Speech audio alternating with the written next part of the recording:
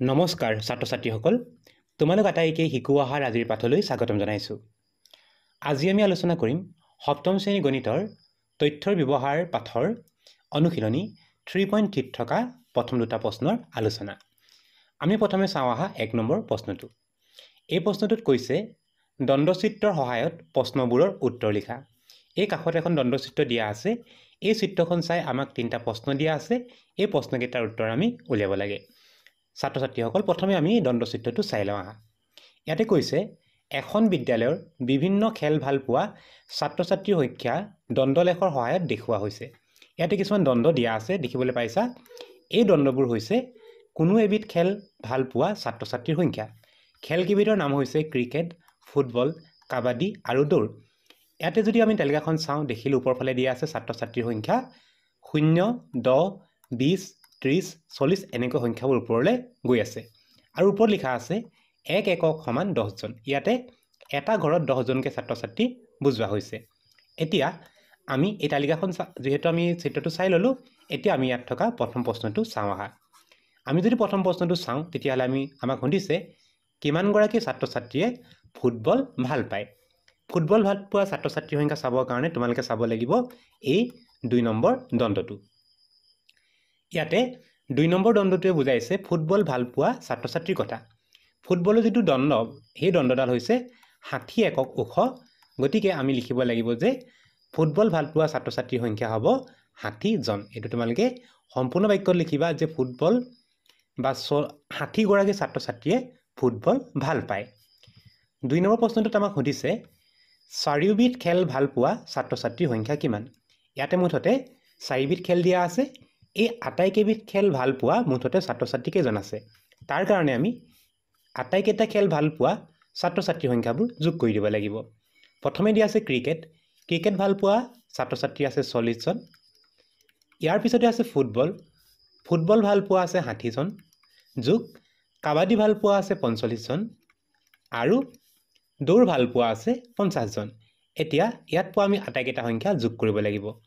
যদি যোগ কৰোঁ, তেতিয়াহ'লে আমি 40ৰ লগত 60 যোগ কৰিলে হ'ব 100, 100ৰ লগত 50 যোগ কৰিলে হ'ব 150, আৰু 150ৰ লগত যদি 45টো যোগ কৰি দিয়া হয়, তেতিয়া হ'ব 195।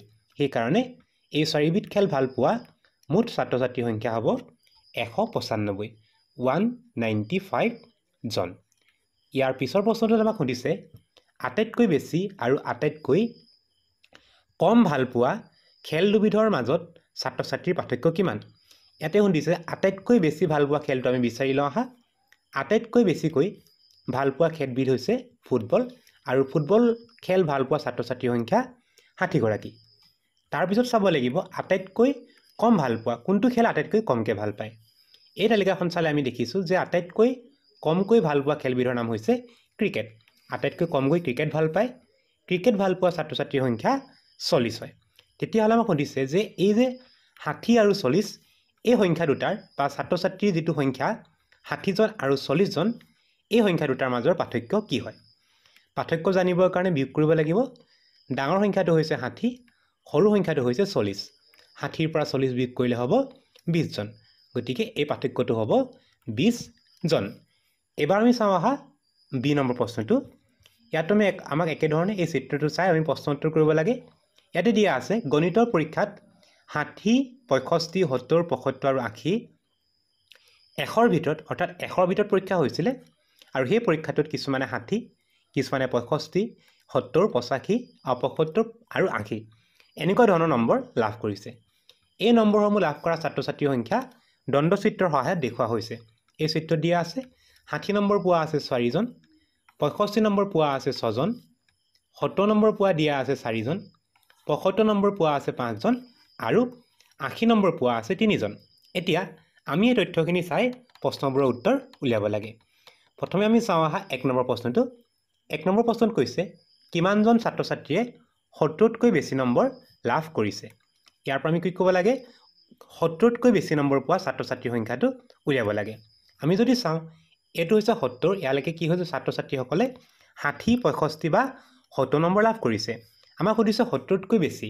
70তকৈ বেছি নম্বৰ পোৱা ছাত্ৰ ছাত্ৰীৰ সংখ্যা উলিয়াবৰ কাৰণে আমি 75 আৰু 80 এই দুটা নম্বৰ লাভ কৰা ছাত্ৰ ছাত্ৰীৰ সংখ্যাটো যোগ কৰিব লাগিব ৭৫ নম্বৰ পোৱা ছাত্ৰ ছাত্ৰী আছে 5 জন সেইকাৰণে লিখিব লাগিব 5 যোগ তাৰ পিছতে আহিলে ৮০ পোৱা ছাত্ৰ ছাত্ৰী ৮০ পোৱা আছে 3 জন সেইকাৰণে লিখিব লাগিব 5 যোগ 3 5 3 হ'ব 8 তেতিয়াহ'লে ৭০তকৈ বেছি নম্বৰ লাভ কৰা ছাত্ৰ ছাত্ৰীৰ সংখ্যা হ'ব 8 জন 2 নম্বৰ প্ৰশ্নটোত চাওঁ আহা ইয়াতে আমাক সুধিছে কেইজন ছাত্ৰ ছাত্ৰীয়ে সমান নম্বৰ লাভ কৰিছে আৰু কিমান এই প্ৰশ্নটোত অকমান আমি পঢ়িবলৈ অসুবিধা হৈ আছে হলেও মই প্ৰশ্নটো পঢ়ি যেটো কথা বুজি পাইছো বা যেটো বুজাব পাৰিছে সেই ধৰণে মই উত্তৰটো দিবলৈ যত্ন কৰিছো প্ৰশ্নটোত কিবা এটা অখজা লগা এটা কথা আছে বা কথা প্ৰশ্নটো ধৰিব পৰা নাই মই কিন্তু যিখিনি কথা বুজিছো হেতু কথাৰ পৰা এটো বুজিছো যে প্ৰশ্নত সুধিছে কিমানজন ছাত্ৰ ছাত্ৰীয়ে বা মানে সমান সংখ্যক ছাত্ৰ ছাত্ৰীয়ে কোন দুটা নম্বৰ লাভ কৰিছে সমান সংখ্যক ছাত্ৰ ছাত্ৰী যদি আমি চাওঁ আমি দেখিলো যে 4 জনে পাইছে 60 আৰু 4 জনে পাইছে 70 নম্বৰ অৰ্থাৎ সমান সংখ্যক ছাত্ৰ ছাত্ৰীয়ে লাভ কৰা নম্বৰটো কথা সুধিছে সমান সংখ্যক 4 জনে 60 আৰু 4 জনে 70 নম্বৰ লাভ কৰিছে গতিকে সুধিছে কেইজন ছাত্ৰ ছাত্ৰীয়ে সমান নম্বৰ লাভ কৰিছে আমি লিখিম যে 4 জনকৈ ছাত্ৰ ছাত্ৰীয়ে দুইটা নম্বৰ 4 জনকৈ পাইছে সেইকাৰণে আমি লিখিম যে 4 জনকৈ ছাত্ৰ ছাত্ৰীয়ে কি নম্বৰ লাভ কৰিছে প্ৰথম নম্বৰটো হৈছে 60 আৰু 2 নম্বৰ নম্বৰটো হৈছে 70 60 আৰু 70 নম্বৰ লাভ কৰিছে 60 আৰু 70 নম্বৰ লাভ কৰিছে আমি এনেকৈ উত্তৰটো লিখিব পাৰো এতিয়া চাম ইয়াৰ পিছৰ প্ৰশ্নটো 3 নম্বৰ প্ৰশ্নটো দিয়া আছে 65 আৰু 75 এই নম্বৰ দুটা লাভ কৰা মুঠ ছাত্ৰ ছাত্ৰীৰ সংখ্যা কিমান এই প্ৰশ্নটো আমাক সিধাকৈ দিয়া আছে আমি কৰিব লাগে 65 নম্বৰ পোৱা কেইজন আছে চাব লাগে 6 জন আছে তাৰ পিছত দিয়া আছে 75 পোৱা আছে 5 জন আৰু মুঠতে কিমান উলিয়াব লাগে 65 নম্বৰ পোৱা ছাত্ৰ ছাত্ৰী দিয়া আছে 6 জন সেইকাৰণে 6 লিখিম যোগ 75 নম্বৰ পোৱা আছে 5 জন সেইকাৰণে লিখিব লাগিব 5 দুইটা যোগ কৰিম 6 লগত যদি আমি 5 যোগ কৰো তেতিয়া হলে হ'ব 11 গতিকে 65 আৰু 75 এই দুটা লাভ কৰা মুঠ ছাত্ৰ ছাত্ৰীৰ সংখ্যা হ'ব 11 জন ছাত্ৰ ছাত্ৰীসকল আজিৰ পাঠটি ইমানেই আছিল তোমালোকে আগৰ পাঠবোৰৰ ভিডিঅ'বোৰ আমাৰ চেনেলত গৈ চাব পাৰিবা